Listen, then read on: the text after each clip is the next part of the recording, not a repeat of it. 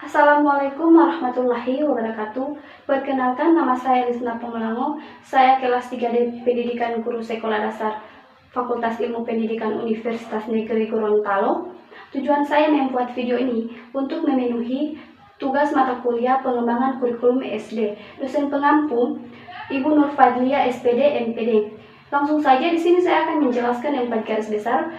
Yang pertama, konsep dasar, dimensi, peranan dan fungsi kurikulum. Langsung saja, yang pertama saya akan menjelaskan konsep dasar kurikulum. Kurikulum merupakan suatu hal yang penting karena kurikulum bagian dari program pendidikan. Adapun tujuan utamanya adalah meningkatkan kualitas pendidikan dan bukan semata-mata hanya menghasilkan suatu bahan pelajaran.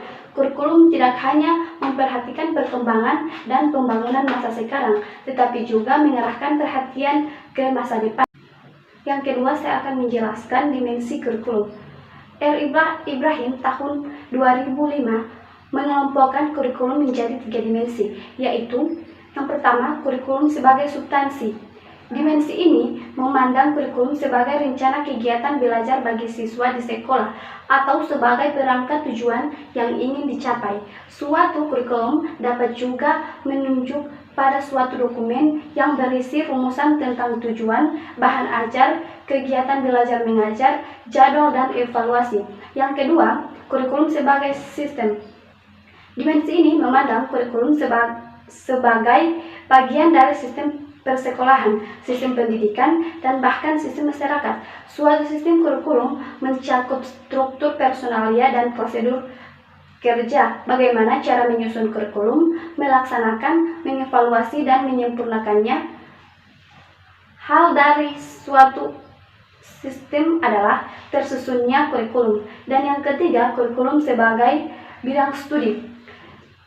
Di sini dimensi ketiga memandang kurikulum sebagai bidang studi, yaitu bidang studi kurikulum.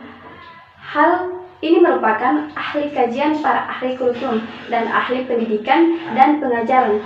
Mereka yang mendalami bidang kurikulum mempelajari konsep-konsep dasar tentang kurikulum melalui studi kepustakaan dan kegiatan penelitian dan percobaan, sehingga menemukan hal-hal yang baru yang dapat memperkaya dan memperkuat bidang studi kurikulum. Yang ketiga, saya akan menjelaskan peranan kurikulum. Terdapat 3 peranan yang dinilai sangat penting, yaitu yang pertama, peranan konservatif. Peranan konservatif adalah melestarikan berbagai nilai budaya sebagai warisan masa lalu. Dikaitkan dengan era globalisasi sebagai akibat kemajuan ilmu pengetahuan dan teknologi yang memungkinkan mudahnya pengaruh budaya asing menggerogoti budaya lokal, maka peran konservatif dalam kurikulum memiliki arti yang sangat penting. Melalui peran konservatif dalam menangkal berbagai pengaruh yang dapat merusak nilai-nilai luhur masyarakat, sehingga kejagaan dan identitas masyarakat akan tetap terpelihara dengan baik. Yang kedua, peranan kreatif.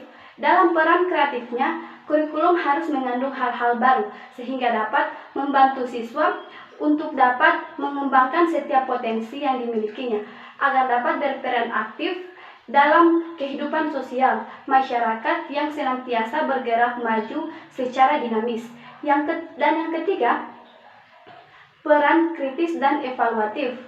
Peran kritis dan evaluatif kurikulum diperlukan. Kurikulum harus berperan dalam menyeleksi dan mengevaluasi segala sesuatu yang dianggap bermanfaat untuk kehidupan anak-anak didik atau peserta didik. Yang terakhir, saya akan menjelaskan fungsi kurikulum. Fungsi kurikulum dibagi menjadi 6, yaitu yang pertama, fungsi penyesuaian.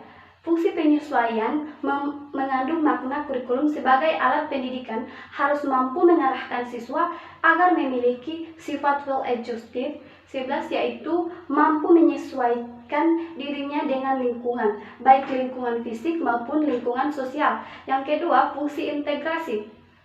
Fungsi integrasi mengandung makna bahwa kurikulum sebagai alat pendidikan harus mampu menghasilkan pribadi-pribadi yang utuh. Yang ketiga, fungsi diferensiasi. Fungsi diferensiasi mengandung makna bahwa kurikulum sebagai alat pendidikan harus mampu memberikan layanan terhadap perbedaan individu siswa. Yang keempat, fungsi persiapan. Fungsi persiapan mengandung makna bahwa kurikulum sebagai alat pendidikan harus mampu mempersiapkan siswa melanjutkan studi ke jenjang pendidikan yang lebih. Yang kelima, fungsi pemilihan. Fungsi pemilihan mengandung makna bahwa kurikulum sebagai alat pendidikan mampu memberikan kesempatan kepada siswa untuk memilih program-program belajar yang sesuai dengan kemampuan dan minatnya. Dan yang keenam, fungsi diagnostik. Fungsi diagnostik mengandung makna bahwa kurikulum sebagai alat pendidikan harus mampu membantu dan mengarahkan siswa untuk dapat memahami dan menerima potensi dan kelemahan-kelemahan yang ada pada dirinya. Sekian, hanya itu yang dapat saya sampaikan atau jelaskan. Bila ada kesalahan saya mohon maaf. Wassalamualaikum warahmatullahi wabarakatuh.